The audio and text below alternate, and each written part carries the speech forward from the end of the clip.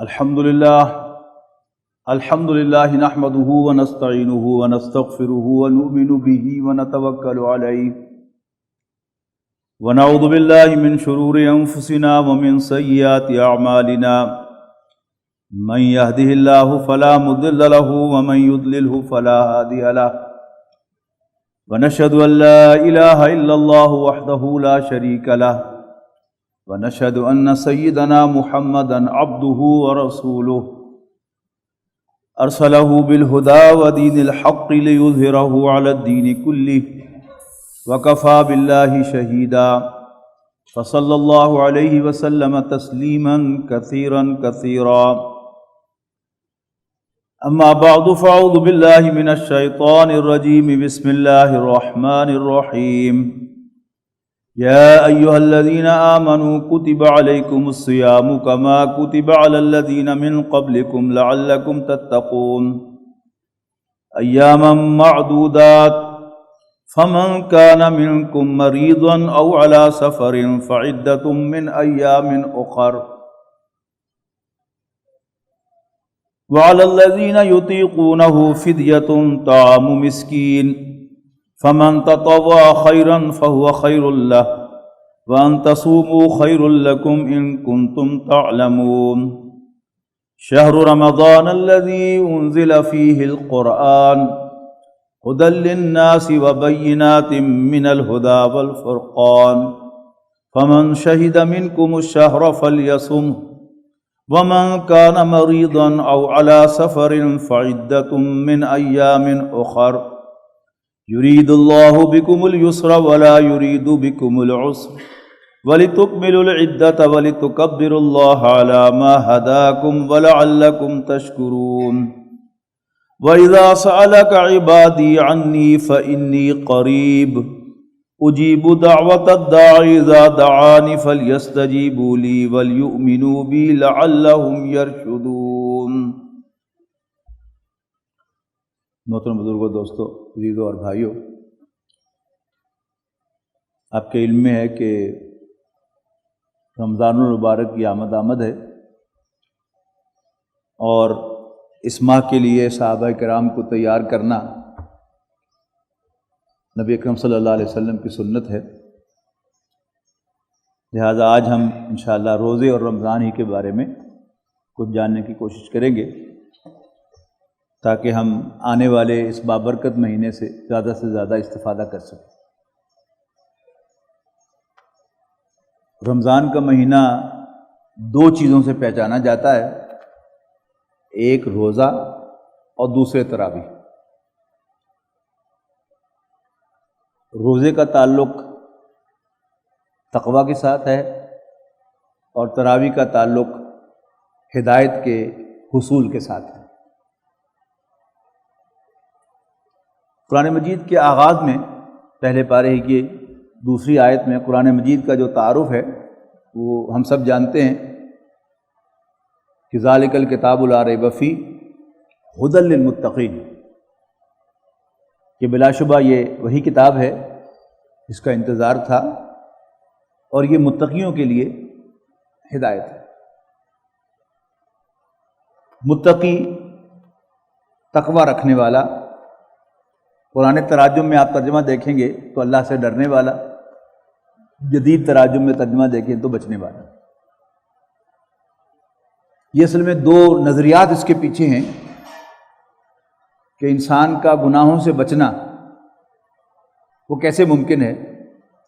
جدید تصور یہ ہے کہ اگر اویئرنیس پیدا کی جائے، علم عام کیا جائے تو برائی ختم ہو جائے گی، جس کی حیثیت ایک مفروضے سے زیادہ نہیں ہے۔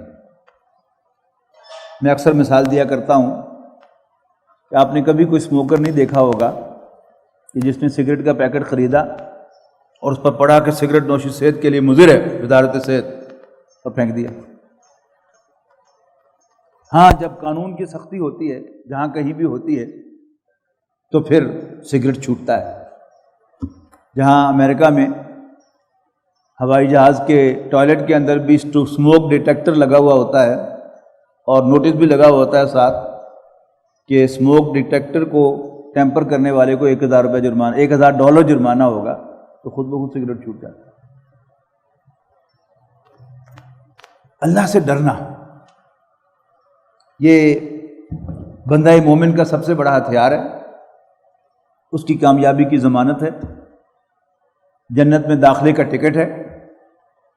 اس لیے کہ قرآن مجید جا بجا تذکرہ کرتا ہے کہ جنت جو ہے وہ متقیوں کے لیے ہے، اللہ سے ڈرنے والوں کے لیے ہے۔ سورہ بینہ میں دونوں کا تذکرہ ہوا کہ کافر خواہ اہل کتاب میں سے ہوں یا مشرکین میں سے، ان کا ٹھکانہ جہنم ہے، خالدین فیہا، اس میں ہمیشہ ہمیشہ اس میں رہنے کے لیے۔ اولئک ہم شر البریہ، یہ بدترین مخلوق ہیں۔ ساتھ ہی فرمایا ان الذین آمنوا وعملوا الصالحات، یقیناً وہ لوگ جو ایمان لاتے اور اچھے عمل کرتے ہیں، اولئک ہم خیر البریہ، وہ بہترین مخلوق ہیں۔ اللہ تعالیٰ ہمیں ان میں شامل فرمائے۔ جزاؤہم عند ربہم جنات عدن، ان کا بدلہ ان کے رب کے پاس ہمیشہ ہمیشہ کے باغات کی شکل میں ہے، تجری من تحتہا الانہار، جس کے نیچے نہریں بہتی ہوں گی، خالدین فیہا ابدا، ہمیشہ ہمیشہ ان میں رہنے کے لیے۔ ذالک لمن خشی ربہ، یہ کس کے لیے؟ جو اپنے رب سے ڈرتا ہے۔ سورہ زاریات میں اسی مضمون کو یوں بیان کیا کہ دو قسم کے افراد کا تذکرہ کیا۔ ایک وہ جو اللہ کے باغی ہیں، فاما من طغی وآثر الحیات الدنیا، کہ جس نے بغاوت کی روش اختیار کی، اور بغاوت کا ثبوت کیا ہے؟ آثر الحیات الدنیا، اس نے اس دنیاوی زندگی کو آخرت پر ترجیح دی۔ یہ کیا ہے؟ یہ بغاوت ہے۔ جبکہ اللہ تعالیٰ کیا کہہ رہا ہے؟ والآخرۃ خیر وابقیٰ، آخرت بہتر بھی ہے اور لانگ لاسٹنگ بھی ہے، ہمیشہ ہمیشہ رہنے والی بھی ہے۔ اور اب اللہ تعالیٰ کے اس فرمان کے باوجود جو دنیا کو ترجیح دیتا ہے وہ باغی ہے۔ فَأَمَّا مَن طَغَىٰ وَآثَرَ الْحَيَاةَ الدُّنْيَا فَإِنَّ جَهَنَّمَ هِيَ الْمَأْوَىٰ، تو جہنم اس کا ٹھکانہ ہوگی۔ اس کے مقابلے میں وَأَمَّا مَنْ خَافَ مَقَامَ رَبِّهِ، البتہ جو اپنے رب کے سامنے کھڑے ہونے سے ڈرا، وَنَهَى النَّفْسَ عَنِ الْهَوَىٰ، اور اس نے اپنے آپ کو، اپنے نفس کو خواہشات کے پورے کرنے سے روک لیا، لگام دے دی، فَإِنَّ الْجَنَّةَ هِيَ الْمَأْوَىٰ، تو جنت اس کا ٹھکانہ ہوگا۔ تو اصل جو بندہ مومن کا سب سے بڑا سرمایہ ہے وہ تقویٰ ہے۔ لیکن اب اس تقویٰ کا مفہوم بدل کر کوشش کی جاتی ہے کہ دنیا کی طرف سارا رخ ہو جائے، اور جو اصل مطلوب ہے آخرت کی طرف رخ ہونا وہ نہ ہو۔ اللہ تعالیٰ کا جو رعب ہے وہ ختم ہو جائے، لیکن سارا کا سارا جو رخ ہے وہ اپنے اعمال کی درستی کی طرف ہو جائے، اللہ تعالیٰ کی طرف رخ نہ ہو۔ جبکہ آپ قرآن مجید کو پڑھیں، نبی اکرم صلی اللہ علیہ وسلم کی سیرت اور صحابہ کی سیرت کو دیکھیں، احادیث مطہرہ کو دیکھیں، تو وہاں کیا ہے؟ وہ رخ متعین ہوتا ہے، دنیا کی طرف نہیں، آخرت کی طرف، اعمال سے زیادہ اللہ تعالیٰ کی طرف۔ حال ہمارا کیا ہے کہ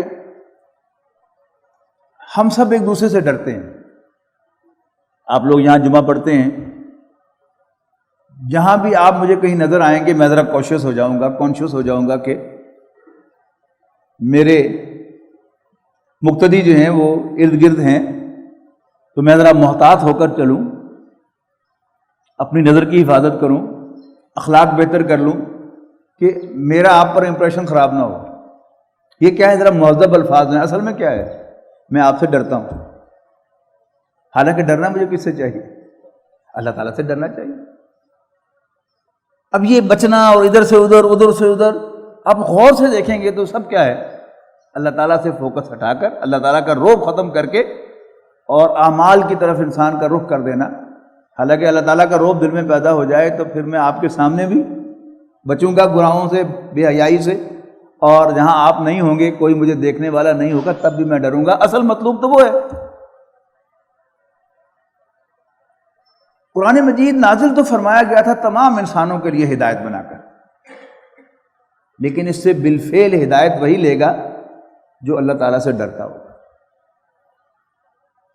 پاکستان کا قانون پاکستان کے تمام شہریوں کے لیے، لیکن اس قانون کی پاسداری کون کرے گا؟ جو حکومت کی رٹ سے ڈرتا ہوگا، جس کے دل میں حکومت کا کوئی رو بھی نہیں ہے، وہ دندناتا ہوا اس قانون کی خلاف ورزی کرے گا، پاکستان کے دستور کو توڑے گا، قانون کو توڑے گا۔ تو انسانوں کے لیے قرآن مجید ہدایت بنا کر بھیجا گیا، لیکن یہ بالفعل ہدایت ہے متقیوں کے لیے، اللہ سے ڈرنے والوں۔ اب جو آنے والا مہینہ ہے وہ کیا ہے؟ میں نے کہا کہ اس میں دو چیزیں ہیں جو بہت نمایاں ہیں۔ وہ کیا ہے؟ دن کا روزہ اور رات کی تراویح۔ اب دن کا روزہ کیا ہے؟ یا ایھا الذین آمنوا کتب علیکم الصیام کما کتب علی الذین من قبلکم لعلکم تتقون۔ ایمان والو، تم پر روزہ رکھنا فرض کیا جا رہا ہے جیسے تم سے پہلوں پر فرض کیا گیا تھا، شاید کہ تم اللہ سے ڈرنے والے بن جاؤ، متقی بن جاؤ۔ تقویٰ کا درس دینا بڑا آسان ہے، اس پر تقریر فرمانا بڑا آسان ہے، ایسی تقریر کہ سب سننے والے جھوم جائیں، لیکن بالفعل اللہ سے ڈرنا یہ دنیا کا مشکل ترین کام ہے۔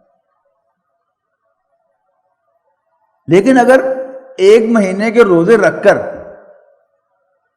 ہمارے اندر خوف خدا پیدا ہو جائے تو اس سے زیادہ سستا سودا اور کوئی نہیں ہو سکتا۔ تو روزہ کیا ہے؟ یا ایھا الذین آمنوا کتب علیکم الصیام کما کتب علی الذین من قبلکم لعلکم تتقون۔ ایمان والو، تم پر روزہ رکھنا فرض کیا جا رہا ہے جیسے تم سے پہلوں پر فرض کیا گیا تھا، لعلکم تتقون، شاید کہ تم متقی بن جاؤ، شاید کہ تم میں خوف خدا پیدا ہو جائے، تاکہ تم میں خوف خدا پیدا ہو جائے۔ ایام معدودات، گنتی کے چند ہی دن ہے، جیسے میں نے کہا کہ کوئی مہنگا سودا نہیں، بڑا سستا سودا ہے۔ ایام معدودات، گنتی کے چند دن۔ فمن کان مریض منکم مریضا او علی سفر، پھر رعایت بھی ساتھ ہی دے دی کہ تمہیں بھوکا مارنا مقصود نہیں، تمہیں کوئی سزا نہیں دی جا رہی، بلکہ تمہارے فائدے کے لیے کہ تم متقی بن جاؤ۔ لیکن اگر تم میں سے کوئی بیمار ہو یا سفر پر ہو، فعدۃ من ایام اخر، تو اس کے ذمے بعد کے ایام میں گنتی پوری کرنا ہے۔ مزید رعایت وعلی الذین یطیقونہ، یہ رعایت پہلے تھی، بعد میں واپس لے لی گئی۔ اور وہ لوگ جو اس کی طاقت رکھتے ہوں کہ وہ کھانا کھلا دیں مسکینوں کو، تو وہ ان کے ذمے ایک روزے کی بجائے ایک مسکین کو کھانا کھلانا ہے۔ اس کو آپ پورے قرآن مجید کے اندر رکھ کر دیکھیں تو یہ ان لائن ٹو وٹ ہے؟ اللہ تعالیٰ مختلف ذریعوں سے غرباء و مساکین کی خدمت کا بندوبست کرتا ہے۔ یعنی بہت سے جو گناہ ہیں ان کا کفارہ ایک ہی ہے، وہ کیا ہے؟ نمبر 1 غلام کو آزاد کرنا، نمبر 2 روزے رکھنا، مسکینوں کو کھانا کھلانا۔ یعنی یہ 3 چیزیں آپ کو تقریباً ہر ایک میں ملیں گی۔ روزہ توڑا ہے تب بھی، کسی کو سہون قتل کر دیا ہے، خطا سے غلطی سے کوئی قتل ہو گیا ہے مسلمان آپ کے ہاتھوں تو بھی، آپ نے زہار کیا ہے، بیوی کو ماں کہہ دیا تو بھی، یعنی یہ 3 چیزیں آپ کو ہمیشہ ملیں گی، یا ان میں سے کوئی ایک آدھ ڈراپ ہوگی تو 2 ضرور ہوں گی۔ غلام کو آزاد کرنا اور مسکینوں کو کھانا کھلانا اور روزے رکھنا۔ کہیں 60 روزے ہوں گے تو کہیں 10 روزے ہوں گے تو کہیں 3 روزے ہوں گے، لیکن یہ 3 چیزیں آپ کو ملیں گی اسی کے ان لائن۔ پہلے یہ بھی کہا گیا کہ وہ لوگ جو صاحب حیثیت ہیں تو ان کو ان میں سے مال نچوڑنا اور غریبوں کی خدمت کا بندوبست کرنا، یہ ایک کامن ایجنڈا ہے قرآن مجید کا، جس کو آپ نوٹ کیجئے گا کہ پھر مسکینوں کو کھانا کھلا دو۔ فمن تطوع خیرا فہو خیر لہ، اور جو شوق سے نیکی کرے تو وہ اس کے لیے بہتر ہے۔ یعنی ایک کی بجائے ایک روزے کے عوض 10 مسکینوں کو کھانا کھلائے، ویلکم، زیادہ بہتر ہے۔ لیکن ساتھ ہی وضاحت کر دی وان تصوموا خیر لکم، البتہ اگر تم روزہ رکھو تو بہتر ہے۔ اب اسی میں ومن تطوع خیرا آپ شامل کر لیں کہ کوئی شخص جو ہے صاحب حیثیت ہے، روزہ بھی رکھ لے اور مسکینوں کو کھانا بھی کھلا دے تو کیا ہی کہنے۔ یعنی اللہ تعالیٰ کی وہ منشا جو ہے جو پورے قرآن مجید کا آپ کو نظر آ رہی ہے، اس میں مینڈیٹری تو نہیں رہا، لیکن کوئی دونوں کام کر دے تو کیا ہی کہنے، روزہ بھی رکھے اور 2 3 3 4 4 مسکینوں کو کھانا بھی کھلائے، کیا ہی کہنے۔ اس کے بعد پھر فرمایا کہ یہ رمضان کا مہینہ جو ہے یہ تمہیں کیوں دیا گیا؟ کوئی بھی مہینہ ہو سکتا تھا، ہر مہینے میں 10 دن 10 دن یا 3 دن ہو سکتے تھے، نفل کے طور پر تو ہیں۔ یعنی رسول اللہ صلی اللہ علیہ وسلم کے معمولات کو اگر آپ دیکھیں کہ آپ ہر سوموار کو بھی روزہ رکھتے تھے، ہر جمعرات کو بھی رکھتے تھے، تو تقریباً 4.5 ہفتے ہوتے ہیں، 4.25 ہفتے ایک مہینے میں، تو ایوریج جو ہے وہ آپ یہ رستے کتنے تھے، 8 روزے یہ رکھتے تھے، اور پھر 3 روزے جو ہے ہر مہینے میں آپ ایام 20 کے رکھتے تھے، یعنی وہ دن جن کی راتیں سفید ہوتی ہیں، یعنی 13 14 اور 15 کی رات، 15 کا دن، یعنی 14ویں کا رات چاند جو ہے وہ پورا ہوتا ہے، اور 13ویں کا بھی اور 15ویں کا بھی پورا ہوتا ہے، لیکن 14ویں کا جو ہے وہ شام سے ہی وہ اونچا ہو جاتا ہے، اور باقی دنوں کا وہ ٹائمنگز کا فرق ہوگا، پوری رات وہ روشن نہیں رہتا۔ لیکن یہ تینوں جو ہیں یہ ایام 20 کہلاتے ہیں، 13 14 اور 15۔ ہر مہینے نبی اکرم صلی اللہ علیہ وسلم یہ روزے بھی رکھتے تھے، اور پھر وقتاً فوقتاً کچھ اور روزے وہ بھی نبی اکرم صلی اللہ علیہ وسلم اس کا اہتمام فرماتے تھے۔ لیکن جو فرض روزے ہیں وہ رمضان کے کیے گئے ہیں، اس کی وضاحت کی جا رہی ہے کہ شہر رمضان الذی انزل فیہ القرآن، رمضان کا مہینہ وہ ہے جس میں قرآن مجید نازل فرمایا گیا، ھدی للناس وبینات من الھدی والفرقان، لوگوں کے لیے ہدایت بنا کر اور حق و باطل کے کھلے امتیازات کے ساتھ۔ یہ قرآن مجید کی تعریف ہو رہی ہے۔ پہلی تعریف کیا ہے؟ ھدی للناس، لوگوں کے لیے ہدایت، لوگوں کے لیے رہنمائی۔ ان آیات جو ہوتی ہیں وہ مختلف قسم کی ہوتی ہیں۔ انسانوں پر جو ان آیات ہیں ان کو کاؤنٹ کرنا ممکن نہیں ہے۔ ایک ایک بال، ایک ایک ناخن، ایک ایک سانس، ایک ایک پلک، زبان، ہونٹ، گلا، پھیپھڑے، خون کی نالیاں، سانس کی نالیاں، گردے، پھر یہ پسینہ جو ہمارا بہتا ہے، آنسو، یہ سب کیا ہیں؟ آپ ان کی تفاصیل پڑھیں تو ہم اس کو شکر ادا نہیں کر سکتے کسی ایک نعمت کا بھی۔ پھر اللہ تعالیٰ نے ہم سب کو صاحب اولاد بنایا، جتنے بھی لوگ یہاں کم سے کم بیٹھے ہیں ان کو باعزت روزگار اللہ تعالیٰ نے عطا فرمایا، تو ان سب پر اللہ تعالیٰ کا شکر ہے۔ لیکن نعمتوں میں سب سے بڑی نعمت جو ہے وہ نعمت ہدایت ہے۔ ہدایت کتنی بڑی نعمت ہے، آپ نے شاید کبھی غور کیا ہو کہ نبی اکرم صلی اللہ علیہ وسلم بھی اپنی نماز کی ہر رکعت میں سورۃ الفاتحہ پڑھتے تھے۔ مانگتے کیا تھے اللہ تعالیٰ سے؟ اہدنا الصراط المستقیم۔ یہاں تک کہ 12 ربیع الاول سن 11 ہجری نبی اکرم صلی اللہ علیہ وسلم کا یوم وصال ہے، اس روز بھی جو آخری نماز آپ نے اس حیات دنیاوی میں عطا کی تھی، ادا فرمائی تھی، اس میں کیا پڑھا تھا؟ سورۃ فاتحہ پڑھی اور اللہ تعالیٰ سے ہدایت مانگی۔ تو ہدایت کے بارے میں ایک تو یہ غلط فہمی جو ہے ہمیں ذہن سے نکال دینی چاہیے۔ ہمیں سے بہت سے لوگ جو ہیں وہ تذکرہ کرتے ہیں کہ جب اللہ نے مجھے ہدایت دے دی، یعنی اس سے ماضی کچھ جو ہے وہ گمراہی کا تھا، اور جب اللہ نے مجھے ہدایت دے دی۔ یہ بڑا ایک نقطہ ہے سوچنے کا کہ نبی اکرم صلی اللہ علیہ وسلم تو اپنی حیات طیبہ کے آخری سانس تک اللہ تعالیٰ سے ہدایت مانگتے رہے، تو ہم یہ کیسے ازیوم کر لیتے ہیں کہ ہمیں ہدایت مل گئی؟ ہم کہہ سکتے ہیں کہ پہلے میں گمراہی کے راستے پر چل رہا تھا، پھر مجھے اللہ تعالیٰ نے ہدایت کے راستے پر ڈال دیا، لیکن ہدایت مل گئی، میں ہدایت یافتہ ہو گیا، نو۔ تو ہدایت سب سے بڑی شے ہے، اور جن کو ہم بڑی بڑی نعمتیں کہتے ہیں، مال اور اولاد، وہ بھی اصل میں نعمت بنتے ہیں جب ہدایت شامل ہوتی ہے۔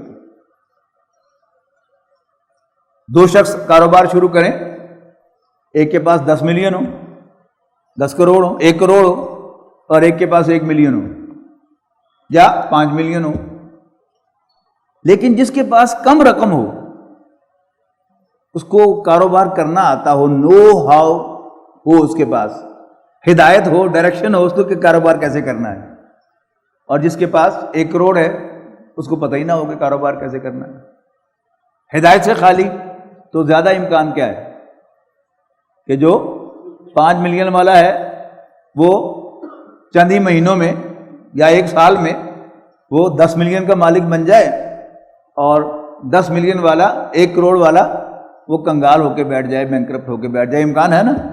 تو اصل چیز کیا ہوئی؟ نہیں، مال تھوڑا بھی ہو، اگر ہدایت ہو، ڈائریکشن ہو، نو ہاؤ ہو تو مفید ہے۔ اسی طرح اولاد ایک بہت بڑی نعمت ہے، خاص طور پر نرینہ اولاد کسی کو مل جائے تو لڈو بانٹتا ہے اور جشن مناتا ہے، ڈھول بجتے ہیں، پتہ نہیں کیا کچھ ہوتا ہے۔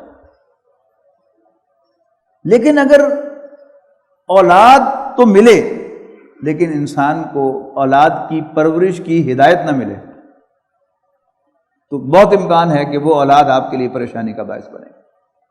آپ کی زبان پر یہ جملہ آج نہیں تو کل آئے گا، کاش کہ میں نے تمہیں جنا ہی نہ ہوتا۔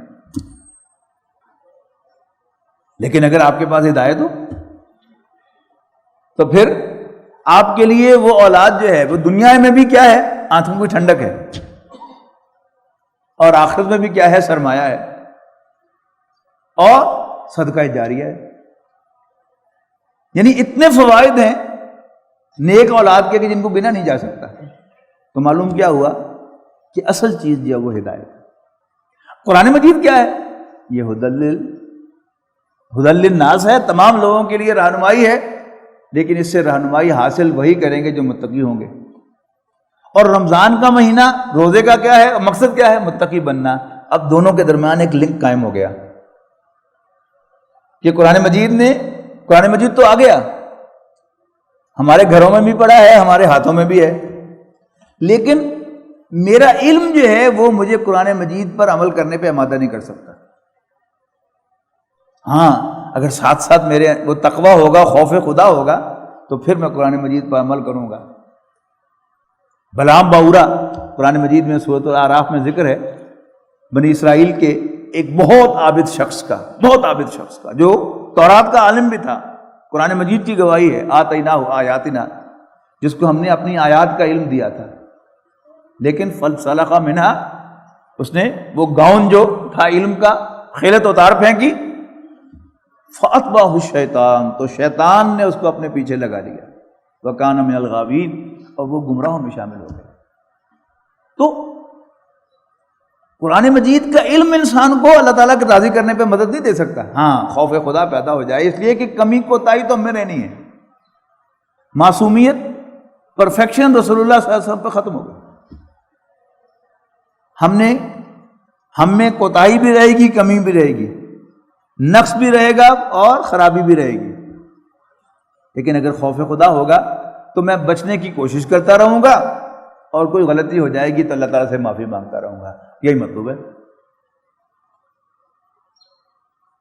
تو قرآن مجید جو تمام انسانوں کے لیے رہنمائی بنا کر اتارا گیا، اس سے میں بالفعل فائدہ تبھی اٹھا سکوں گا کہ میں اللہ سے ڈرنے والا ہوں گا، اور انشاءاللہ ہم رمضان کے روزے رکھ کر اللہ سے ڈرنے والے بنیں گے۔ کیسے بنیں گے؟ روزہ ہے کیا؟ فقہ کی زبان میں اس کو کہتے ہیں امساک کہتے ہیں روکے رکھنے کو۔ یہ طلاق کے مسائل میں قرآن مجید میں 1 سے زائد مرتبہ آیا ہے، فامسکوہن بمعروف، کہ تم نے 2 طلاقیں دی ہیں تو عدت پوری ہونے سے پہلے جب قریب ہو جائے تو پھر فیصلہ کر لو، یا تو انہیں اچھے طریقے سے رکھ لو اور یا اچھے طریقے سے انہیں فارغ کر دو، تیسری طلاق دے کر۔ تو امساک کیا ہے؟ روکے رکھنا۔ کس سے روکے رکھنا؟ اپنے آپ کو 3 بنیادی حیوانی خواہشات سے روکے رکھنا، فجر کی اذان سے لے کر مغرب کی اذان تک۔ وہ 3 بنیادی خواہشات کیا ہیں؟ کھانا، پینا اور ہم بستری کرنا۔ ان 3 خواہشات سے اپنے آپ کو روکنا ہے۔ شراب پینے سے نہیں، حرام پانی پینے سے نہیں، سور کھانے سے نہیں، حلال طیب کھانے اور پینے سے، اور اپنی بیوی کے ساتھ ہم بستری کرنے سے گریز کرنا، اللہ تعالیٰ کا حکم سمجھ کر۔ یہ گوشت تو حلال ہے، یہ کھانا تو حلال ہے، پانی حلال و طیب ہے، لیکن میرے مالک کا حکم ہے کہ نہیں، فجر کی اذان ہو گئی ہے، اب نہ کھاؤ، اب نہ پیو۔ اپنی بیوی کے پاس بھی نہ جاؤ. کیوں؟ میرے مالک کا حکم ہے اور وہ مجھے دیکھ رہا ہے. ہمارے فریج آج اللہ تعالیٰ کی نعمتوں سے بھرے ہوئے ہوتے ہیں، طرح طرح کے پھل، طرح طرح کے مشروبات ہر وقت فریج کے اندر ہوتے ہیں، اور اکثر و بیشتر پاس کو ہوتا بھی نہیں دیکھنے والا، روکنے والا، ٹوکنے والا. خالص اللہ کے لیے رکنا اس یقین کے ساتھ کہ میرا مالک مجھے دیکھ رہا ہے، اس نے منع کیا ہے. تو یہ کیا ہے؟ یہ پریکٹس ہے اللہ تعالیٰ سے ڈرنے کی، سزا نہیں ہے. اذان ہوگی مغرب کی، کھا پی لو، ہاں کل پھر اذان ہوگی مغرب کی، کھا پی لو، کل پھر. تو یہ جو 1 مہینے کی ریاضت ہے، یہ 1 مہینے کی پریکٹس ہے، یہ انسان کے اندر خوف خدا پیدا کرتی ہے، اور وہی مطلوب ہے. چوتھی جو چیز ہے انسان کے حیوانی تقاضوں میں سے، وہ غصہ ہے. اس کے لیے نبی کریم صلی اللہ علیہ وسلم نے ارشاد فرمایا کہ جب کوئی تم سے لڑنے لگے تو تم اس کے ساتھ جھگڑو مت، بس یہ کہہ کر علیحدہ ہو جاؤ، انی صائم، میں روزے سے ہوں. آپ غور کیجئے کہ یہ جو ہے غصے پر قابو پانا، یہ بھوک پیاس پر قابو پانے سے بھی زیادہ مشکل کام ہے. جب انسان کو غصہ آئے اور وہ اظہار کی طاقت بھی رکھتا ہو، یعنی کسی نے کوئی آپ کو ٹاؤنٹ کیا ہے تو آپ اس کو اور اچھا جواب دے سکتے ہو، تو آپ نہ دیں، صرف اس لیے کہ میں روزے سے ہوں. کوئی آپ کو گالی دے، آپ بھی گالی دے سکتے ہو، نہ دیں. یا آپ لڑائی جھگڑے کریں، کوئی آپ پر زیادتی کرے، آپ اس کو جواب دے کر بچھاڑ سکتے ہو، آپ نہ کریں. یہ زیادہ مشکل کام ہے. اگر انسان اس کا بھی اہتمام کر لے روزے کے اندر، تو پھر واقعتاً وہ مقصد پورا کا پورا حاصل ہو جاتا ہے. اس لیے کہ کھانے پینے کا جہاں تک تعلق ہے، کوئی چیز سامنے کھانے کی آئے گی تب آپ کھائیں گے، یا چل کر وہاں تک پہنچیں گے کھائیں گے. اسی طرح پینے کا معاملہ ہے. لیکن زبان کا استعمال جو ہے، اس کے لیے کچھ نہیں کرنا، کہیں جانا نہیں آپ نے، زبان تو منہ میں موجود ہے ہر وقت. اور کسی نے کوئی الٹی سیدھی بات آپ سے کی ہے اور آپ کو سوجھ بھی گیا، جواب بھی سوجھ گیا ہے، لیکن آپ نہ دیں، تو آپ انشاءاللہ اس سال جو آ رہا ہے رمضان، آپ ان تینوں کے ساتھ اس چوتھے کا بھی اہتمام کریں، کر کے دیکھیں. انشاءاللہ آپ اس کو بہت مفید پائیں گے کہ اپنے نفس پر ضبط، اس کے اعتبار سے زبان کا کنٹرول جو ہے یہ زیادہ ایفیکٹو ہے. لیکن چونکہ اس کو منع کیوں نہیں کیا گیا، حرام کیوں نہیں کیا گیا، کہ اس سے روزہ کیوں نہیں ٹوٹتا، اس لیے کہ یہ مشکل ہے. لیکن اگر کوئی شخص جو ہے وہ ہمت کرے تو انشاءاللہ اس کے بڑے اچھے نتائج جو ہے وہ ملے گی. تو فرمایا فمن شہد منکم الشہر فلیصم، جو کوئی تم میں سے اس مہینے کو پائے، اس مہینے میں موجود ہو، اسے چاہیے کہ اس کے روزے رکھے. روزہ فرض ہو گیا رمضان کا. ومن کان مریضا او علی سفر فعدۃ من ایام اخر، ہاں جو کوئی مریض ہو یا سفر میں ہو تو وہ بعد کے دنوں میں گنتی پوری کرے. یرید اللہ بکم اليسر ولا یرید بکم العسر، اللہ تعالیٰ تمہارے ساتھ آسانی چاہتا ہے، تنگی نہیں چاہتا. تمہاری اصلاح چاہتا ہے، تمہیں تنگ نہیں کرنا چاہتا. وَلِتُكْمِلُوا الْعِدَّةَ، اور چاہیے کہ تم گنتی کو پورا کرو بعد کے دنوں میں. وَلِتُكَبِّرُوا اللَّهَ عَلَىٰ مَا هَدَاكُمْ، اور اس لیے کہ تم اپنے رب کو بڑا کرو، اپنے رب کی بڑائی کو اسٹیبلش کرو. یعنی رمضان کے مہینے میں میں روزہ رکھوں گا تو میں اپنی حد تک تو اسٹیبلش کروں گا نا کہ میرا رب بڑا ہے، میں اسی کے حکم سے کھاتا اور اسی حکم سے پیتا ہوں. وہ مجھے الاؤ کرتا ہے تو میں کھاتا ہوں، ورنہ میرے ہاتھ میں بھی کھانا ہو تو جب وہ مجھے منع کر دیتا ہے میں رک جاتا ہوں، نہیں کرتا. لیکن اب اس چیز کو باہر بھی اسٹیبلش کرنا، وہ کیا ہے؟ رمضان کا مہینہ ختم ہو گیا اور آپ کو شاید ذہن میں ہوگا کہ نبی اکرم صلی اللہ علیہ وسلم کی حیات طیبہ کے 2 بڑے مارکے وہ رمضان میں ہوئے. غزوہ بدر رمضان المبارک میں ہوئی اور فتح مکہ بھی رمضان المبارک میں ہوئی. تو وہ کام تو سال کے 12 مہینے کرنے کا ہے، اللہ تعالیٰ کے دین کے غلبے کی جد و جہد، اللہ تعالیٰ کے جھنڈے کی سربلندی کی جد و جہد، یعنی جو رمضان سے طاقت حاصل ہو اس سے اعلان بھی کرنا اللہ تعالیٰ کے بڑے ہونے کا، اور پھر اس کے لیے جد و جہد بھی کرنا. یہ کیا ہے؟ یہ تو ہے ایک مسلسل جد و جہد بندہ مومن نے کرنی ہے. لیکن یہاں رمضان المبارک کی آیت میں بھی اور سورہ حج میں جا کر جہاں حج اور قربانی کا سب سے زیادہ تفصیل سے تذکرہ ہے، اور خاص طور پر جو قربانی ہے، یعنی حج کا ذکر تو سورہ بقرہ میں آپ کو زیادہ مل جائے گا، لیکن حج کا ایک رکن قربانی ہے، اس قربانی کی آپ کو زیادہ تفصیل سورہ حج میں ملتی ہے. اور وہاں بھی کنکلوڈ کیا کیا گیا؟ وَلِتُكَبِّرُوا اللَّهَ عَلَىٰ مَا هَدَاكُمْ، تاکہ تم بڑا کرو اپنے رب کو اس پر کہ اس نے تمہیں ہدایت بخشی ہے. اور یہاں فرمایا وَلَعَلَّكُمْ تَشْكُرُونَ، اور اس لیے کہ تم شکر گزار بن جاؤ.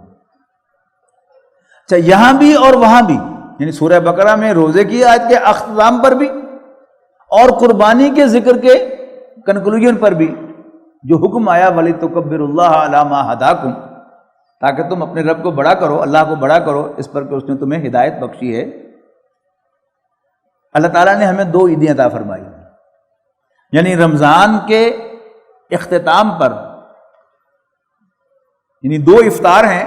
ایک افطار ہے جو ہر روز مغرب کی عشاء پر پورے رمضان المبارک کے مہینے میں ہوتا رہتا ہے، اور ایک ہے پورے مہینے کا افطار. وہ کیا ہے؟ وہ عید کا دن ہے جس دن روزہ رکھنا جو ہے وہ منع کیا گیا ہے، اور اس عید کو کہتے ہیں عید الفطر. تو اس عید الفطر میں اور عام نمازوں میں کیا فرق ہے؟ عید الفطر کی نماز میں اور عام نمازوں میں کیا فرق ہے؟ اس میں زائد تکبیریں ہوتی ہیں، باہر نکل کر پڑھی جاتی ہے. خطبے میں بھی امام تکبیرات پڑھتا ہے، سلام پھیرتے ہی اللہ اکبر اللہ اکبر لا الہ الا اللہ اللہ اکبر. نمازی جو ہیں مسلمان اللہ اکبر کے نعرے لگاتے ہوئے عید پڑھنے آتے ہیں اور بآواز بلند اللہ اکبر کہتے ہوئے واپس جاتے ہیں. تو یہ کیا ہے؟ یہ آغاز ہے، باہر نکل کر اللہ کے دشمنوں کو بتانا کہ اللہ سب سے بڑا ہے، اور مجھے پتا چل گیا کہ اللہ بڑا ہے، تم بھی سن لو. تو یہ کلمہ ہے جو ہم پبلک میں جا کے بلند کرتے ہیں، اور عید الاضحیٰ کے دن بھی یہی کچھ کرتے ہیں ہم. عید الاضحیٰ جو ہے بچپن سے ہم سنتے چلے آئے تھے، اس کے 2 نام، عید الاضحیٰ اور عید قربان. لیکن پچھلے کوئی 20 سالوں سے ایک تبدیلی آپ نے نوٹ کی ہوگی. وہ کیا ہے کہ اس کو عید ایثار کہا جا رہا ہے.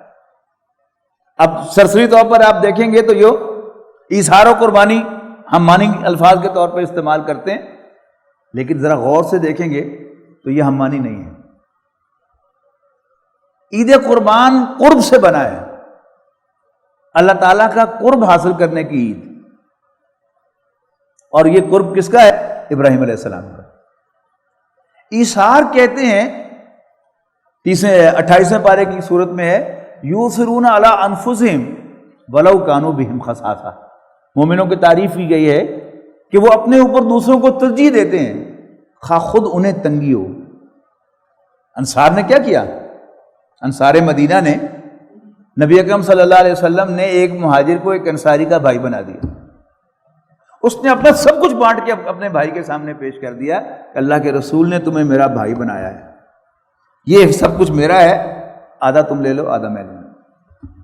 یؤثرون علی انفسہم. لیکن عید الاضحیٰ میں کوئی ایثار نہیں ہے، یاد رکھیے گا. عید الاضحیٰ میں کوئی ایثار نہیں. کیوں؟ عید الاضحیٰ اصل میں یاد ہے حضرت ابراہیم علیہ السلام کی قربانی کی. حضرت ابراہیم علیہ السلام نے اللہ تعالیٰ کا قرب حاصل کرنے کے لیے اپنے بیٹے کے گلے پر چھری چلائی. کیا اس میں کوئی ایثار ہے؟ اس میں کوئی انسانیت کا فائدہ ہوا؟ اور یہ دانشور جو ہیں یہ ڈٹائی کے ساتھ، اور ٹی وی اینکرز ایک سرٹن ایجنڈے کے تحت ہر ایک کے منہ سے نکلواتے ہیں کہ عید قربان ہمیں انسانی ہمدردی کا سبق دیتی ہے. میں نے پہلے بھی عرض کیا تھا، آج پھر یاد دہانی کرا رہا ہوں کہ اب جب آئے ذوالحج کا مہینہ اور کوئی ٹی وی پروگرام ہو رہا ہو اور وہ لائن اوپن کر دیں تو ضرور پوچھیے گا ان سے سوال کہ حضرت ابراہیم علیہ السلام نے بیٹے کے گلے پر چھری چلائی تو اس میں کون سی انسانی ہمدردی تھی؟ صرف مقصد کیا تھا؟ اللہ تعالیٰ کو راضی کرنا، اس کا قرب حاصل کرنا۔ اور یہ ایجنڈا کیا ہے؟ ماڈرن ورلڈ کا ایجنڈا کیا ہے؟ وہی جیسے میں ابتدا میں کہا تھا کہ اللہ کا روگ ختم ہو جائے، اللہ تعالیٰ کی محبت بیچ میں سے نکل جائے، اور آخرت کا فوکس ختم ہو جائے اور دنیا کا فوکس انسانی ہمدردی، بھلائی، یہ وہ۔ اور نتیجہ کیا نکلتا ہے؟ یعنی ایک غلط سوچ پہ ڈالا، غلط رخ پر سوچ کو ڈالا، اب نتائج نکلتے چلے جائیں گے۔ روزہ نہیں، بس اصل مقصد تو مسکینوں کو کھانا کھلانا ہے نا، بس رمضان میں غریبوں کی مدد بہت زیادہ کرنی چاہیے، اصل روزہ تو یہی ہے۔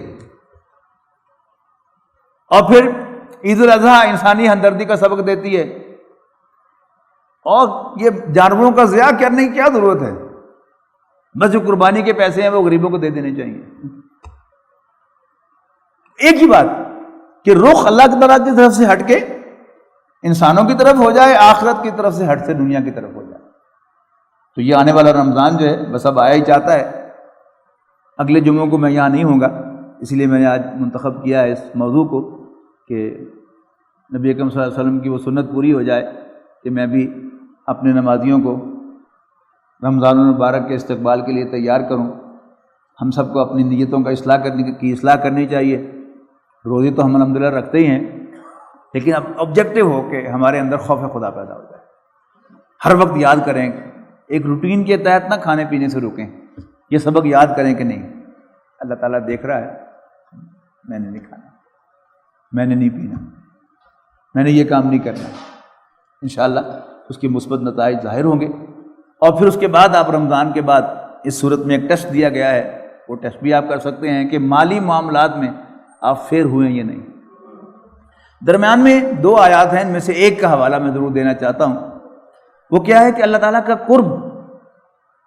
ویسے تو ہم سب ایمان رکھتے ہیں کہ اللہ تعالیٰ ہر جگہ موجود ہے، ہمارے قریب ہے، لیکن جب ہم یہ موضوع بیان کرتے ہیں تو کہتے ہیں کہ قریب ہے، کوئی سوال پوچھتا ہے تو کہتے ہیں قریب ہے، لیکن جب ہم پریشان ہوتے ہیں یا ہم پر کوئی مصیبت آتی ہے تو ہم اللہ تعالیٰ کو بھول جاتے ہیں، پھر ہم ایزیوم کرتے ہیں کہ ہم بہت دور ہیں۔ اس کے لیے یہاں فرمایا گیا، آیت نمبر 186 ہے سورۃ بقرہ کی، وَإِذَا سَأَلَكَ عِبَادِي عَنِّي فَإِنِّي قَرِيبٌ۔ اے نبی جب آپ سے میرے بندے میرے بارے میں پوچھیں تو بتا دو میں بہت قریب ہوں۔ اجیب دعوت الداعی اذا دعانی، جب بھی کوئی پکارنے والا مجھے پکارتا ہے تو میں اس کی پکار سنتا ہوں، میں اس کو رسپونڈ کرتا ہوں۔ لیکن یہ کیا ہے؟ آگے فرمایا کہ فَلْيَسْتَجِيبُوا لِي، بس انہیں بھی چاہیے کہ وہ میرا کہنا مانا کریں، وَلْيُؤْمِنُوا بِي، اور مجھ پر یقین رکھا کریں، لَعَلَّهُمْ يَرْشُدُونَ، تاکہ یہ راہ یاب ہو جائے۔ اللہ تعالیٰ کو اس یقین کے ساتھ پکارنا کہ اللہ تعالیٰ یہاں موجود ہے میرے پاس، میں زبان سے نہ بھی کروں میرے دل میں موجود ہے، وہ میری ہر بات کو سن رہا ہے، میرے خیالات سے بھی واقف ہے، میرے جذبات سے بھی واقف ہے، میری امنگوں سے بھی واقف ہے، میرے ارادوں سے بھی واقف ہے۔ حضرت ابراہیم علیہ السلام کی بڑی خوبصورت دعا آئی ہے سورۃ ابراہیم میں، ربنا انک تعلم ما نخفی وما نعلن، ربا جو کچھ ہم ظاہر کریں یا جو کچھ ہم اپنے دل میں چھپائیں تو خوب جانتا ہے، اور تجھ سے کسی کی کوئی شے زمین و آسمان کی پوشیدہ نہیں ہے۔ ربنا انک تعلم ما نخفی وما نعلن وما یخفی علی اللہ من شیء فی الارض ولا فی السماء۔ یقین کے ساتھ آپ اللہ تعالیٰ کو پکاریں، جتنا یقین ہوگا اتنا ہی آپ کو رسپانس ملے گا۔ بس ایک واقعہ سنا کر بات ختم کروں گا۔ پنجاب کی ایک بوڑھی خاتون حج یا عمرہ کرنے کے لیے گئی، اور خانہ کعبہ پہنچ کر اس نے چھڑی اس کے ہاتھ میں تھی، دروازہ تو اونچا ہے، اس نے اپنی چھڑی سے دروازہ کھٹکھٹایا، ربا بشیرہ آئی ہوں، بوا کھول۔ اور باقی عورتیں جو ہیں وہ ہنس رہی ہیں، کیا ہے پاگل، دروازہ کھٹکھٹا رہی ہے خانہ کعبہ کو اور رب سے کہہ رہی ہے بوا کھول، دروازہ کھول، میں بشیرہ آئی ہے. تھوڑی دیر کے بعد پھر اس نے ٹک ٹک ٹک ٹک، ربا بشیرہ آئی ہے بوا کھول. پھر تھوڑی دیر کے بعد ٹک ٹک ٹک، ربا بشیرہ آئی ہے بوا کھول. دیکھا کیا ان عورتوں نے کہ کوئی ڈگنیٹری آ گیا اور ہٹو بچو ہوئی، سیڑھی آ گئی، سیڑھی لگ گئی. حالانکہ وہاں سیکورٹی آپ کو اندازہ ہے کہ کتنی زیادہ ہوتی ہے، لیکن بشیرہ اندر پہنچ گئی. بات جو دل سے نکلتی ہے اثر رکھتی ہے، پر نہیں طاقت پرواز مگر رکھتی ہے. اللہ تعالیٰ کو پکارنے کے لیے بس صرف یقین چاہیے کہ میرا رب میرے پاس ہے اور وہ میری بات سن رہا ہے. اور مایوسی کے انداز میں اپنے رب کو نہیں پکارنا چاہیے کہ کتنے ہونا میرا کام. اللہ تعالیٰ کے پاس ہر چیز ہر وقت موجود ہے، صرف اس کی ہاں چاہیے. میں نے آپ کو کچھ دینا ہو، دینا چاہوں بھی تو نہیں دے سکتا، اس لیے کہ میری ریسورسز تو ڈیپینڈنٹ ہے نا. آپ مجھے پیمنٹ کریں گے تو میں آپ کو پیمنٹ کروں گا. اللہ تعالیٰ نے لے کے نہیں دینا. مانگنا چاہیے اللہ تعالیٰ سے، یقین کے ساتھ مانگنا چاہیے. یہ کیا کر مانگنا چاہیے تیرے پاس ہے، یہ کہنا چاہیے کہ میں تیرا بندہ ہوں، بتا پھر کدھر جاؤں، دے مجھے. دے گا اللہ تعالیٰ، مایوسی نہیں ہے. اللہ تعالیٰ سے دعا ہے کہ اللہ تعالیٰ ہمیں اپنا یقین عطا فرمائے اور آنے والے رمضان کو ہمارے لیے تقوی کے حصول کا ذریعہ بنائے. آخر دعوانا الحمدللہ رب العالمین. خليل بالقرآن هو إمامنا